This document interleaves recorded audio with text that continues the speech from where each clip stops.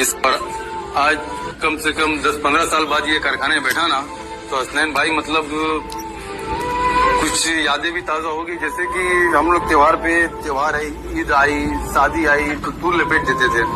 लेकिन हमारे जो अब्बा है ना, तो ईद की नमाज पढ़ते थे और आगे काम में बैठ जाते थे। और हमारे दोस्त हम लोग को बाहर से बुलाने आए। मेरा नाम जैसे पप्पू था बनारस में, और मेरा नाम रियल नाम मेरा सालिम है। और मेरी आपा ने मेरा नाम रखा तो उन्होंने बताया कि तुम्हारा रियल नाम सालिम है, तो सलीम क्यों, मतलब सूरत में क्या है, सिंपल नाम ज्यादा पसंद करते हैं, तो इसलिए मुझे सब सलीम भाई कहने लगे। बाकी मेरा रियल नाम सालिम है और मुझे बनाते तो पप्पू बोलते थे।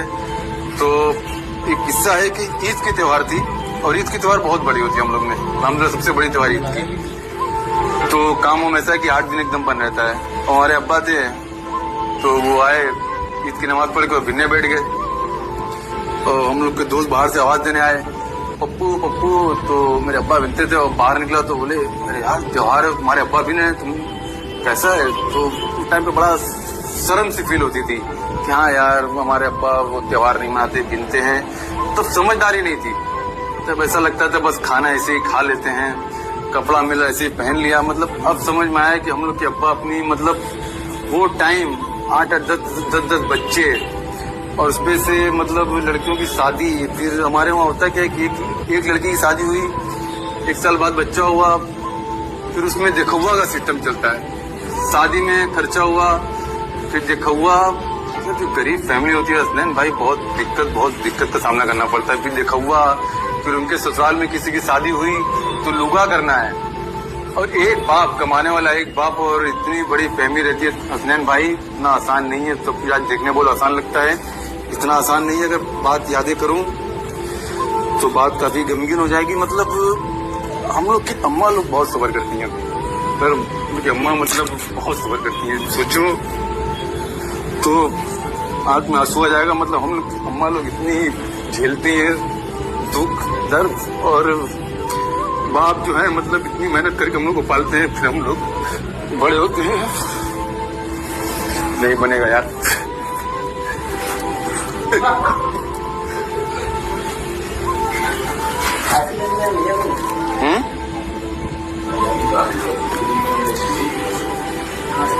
तो हम लोग के अब्बा जो होते हैं बहुत मेहनत करते हैं। फिर हमारे वहाँ शादी क्या होती है ना, मतलब बनारस में जिसके पास है वो तो सब करते हैं अल्हम्दुलिल्लाह। बड़ी शादी और बड़े ये सब करने का मैं हम लोग खिलाफ भी नहीं भाई, करो अल्हम्दुलिल्लाह। अपने इस्लाम में है, अगर तुम्हारे पास है तो अच्छा खाना खिलाओ, अच्छी दावत करो।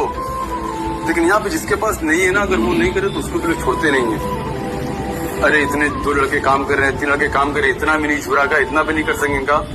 अरे बात है। फिर हमारे वहाँ फिर रस्में बहुत है। शादी बाद ईदी के बाद वो सिस्टम आता है, ये क्या बोलते हैं, रमजान आता है। तो रमजान आता है किस चीज के लिए, इबादत के लिए कि भाई रोजा रहो। लेकिन हमारे में क्या थी, अफ्तारी चलती है कि भाई बिटिया का बिया हुआ है, बड़ी अफ्तारी भेजना है, छोटी अफ्तारी भेजना है, ये अफ्तारी भेजना है। मतलब ये हम मतलब बाप, ऐसा नहीं कि बाप को फिक्र नहीं होती, लेकिन बाप टेंशन में ना फिर थोड़ा वो नजरअंदाज करता है ये सब बातें। उनका आना जाना कम होता है, और अम्मा लोग सब जगह आती जाती हैं। चाची कमाई, बुआ क्या जाई, तो बाप को कोई नहीं बोलता, लेकिन अम्मा लोग को लोग सुना देता है कि अरे तू तो इन्हीं क्यों बलायम नहीं, लुगा का बलुआ दी, लुगा नहीं क्यों। तो जो हमारी माँ होती है ना भाई, बहुत दर्द झेलती है, बहुत दर्द झेलती है। अब क्या बताएं, ये सिस्टम है, यही सब मतलब चलता है भाई। फिर बड़ी अफ्तारी जाती है, छोटी अफ्तारी जाती है, बहुत दुख दर्द यार, सोचोगे तो रोना आ जाएगा। इसीलिए मैं इतना मतलब नहीं अंदर में जा रहा हूँ।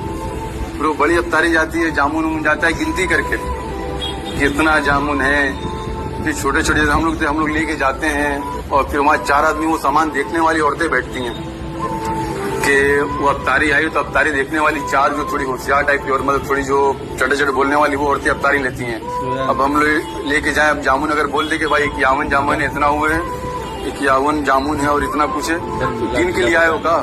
और अगर नहीं बताएं तो कितना है पूछेंगे, और अगर बता देंगे तो गिन के लिए आए होगा। फिर वो बोलना पड़ता है कि ये छोटी अफ्तारी है, और बड़की अफ्तारी का अम्मा कुछ कोई रकम चलती है वो देंगे। और होता कुछ नहीं था, कैसे माँ कर लेते थे, कैसे माँ कर लेता। आज हम लोग की ताकत नहीं है। हम लोग आज इतना मतलब मॉडल शहर हो गए, सब कुछ हो गया अल्हम्दुलिल्लाह, लेकिन वो ताकत हमारे में आज नहीं है कि हम अपने अम्मा अब्बा को आराम से सुख से खिला सके। वो अकेले अल्हम्दुलिल्लाह सब करते थे, ईद पे बिनते थे तो हम लोग को लगता है क्यों बिन रहे हैं। तो अब एहसास होता है कि जिम्मेदारी जब आती है ना तो इंसान क्या छुट्टी, क्या बंदी, क्या ईद, क्या बकरीद, सब में काम करना पड़ता है और काम करना भी चाहिए। मैं तो भाई काम तो बिल्कुल करो भाई, कोई भी है, बच्चे जवान जो भी हमारे यंगस्टर हैं, यही बोलूंगा कि भाई मेहनत करो, मेहनत से हालात बदलेंगे, मेहनत से हालात बदलेंगे। काम ऐसा नहीं, काम ये बहुत अच्छा है अल्हम्दुलिल्लाह। ये बनारसी काम के बारे में आज बहुत लोगों को पूछता हूँ तो बहुत से ऐसे हैं कि बोलते हैं यार यहाँ तो बनारसी बहुत हालत खराब है, लेकिन बहुत से अल्हम्दुलिल्लाह ऐसे भी मिले जो बोलते हैं अल्हम्दुलिल्लाह का लाख लाख शुक्र है। हम बिनते हैं, शौक भी पूरा करते हैं, खाना भी खाते हैं। और हमारे में खराब बात और है कि ये बेंगलुरु सूरत जाके रात रात भर जाके काम करते हैं। अगर अर्जन का माल मिल गया तो रात रात भर काम करेंगे, लेकिन अपने अल्हम्दुलिल्लाह अपने आगे रोजी इसकी कदर नहीं करते। ये बैठे तो ये दरवाजे में से यहाँ की आवाज दे दिया चलो यहाँ चलना है, काम छोड़ के उड़ गए, बाहर चले गए, तो इससे फर्क पड़ता है। और यही सूरत में बाहर, जैसे सूरत बेंगलुरु बाहर जो बनारसी, वहाँ पे सिस्टम नहीं। अगर तुम्हारे काम है तो काम करना है। अब ये राजा काम बोल के कि अरे ये तो राजा काम है, राजा काम है, कुछ हुआ उठ के चले गए, ड्यूटी देते नहीं है, फिर बाद में दुनिया भर की शिकायत करते हैं कि भाई बरकत नहीं है, पैसा नहीं है, परेशान है। भाई हसनैन भाई यही काम करके मैंने बहुत लोगों को बहुत आगे बढ़ते हुए देखा है, यही काम करके। और अल्हम्दुलिल्लाह यहाँ के जो आज भी जो यहाँ का मेन बिजनेस है बनारसी साड़ी का ही है। भले ही लाख यहाँ पे आज काम जो भी है, लेकिन आज भी यहाँ के जो व्यापारी बिजनेस तबका जो मजबूत है अपने मदनपुरा में, जो भी आज तक मजबूत स्थिति में है, तो ये बनारसी साड़ी से ही है। ठीक है भाई, तो आज के वीडियो काफी इमोशनल हो गया और मुझे रुकना भी पड़ा बीच में। इंशाल्लाह फिर देखो कुछ यादें ताजा होंगी तो कुछ और बताएंगे भाई। आज इससे ज्यादा बताने ऐसा हालत नहीं है।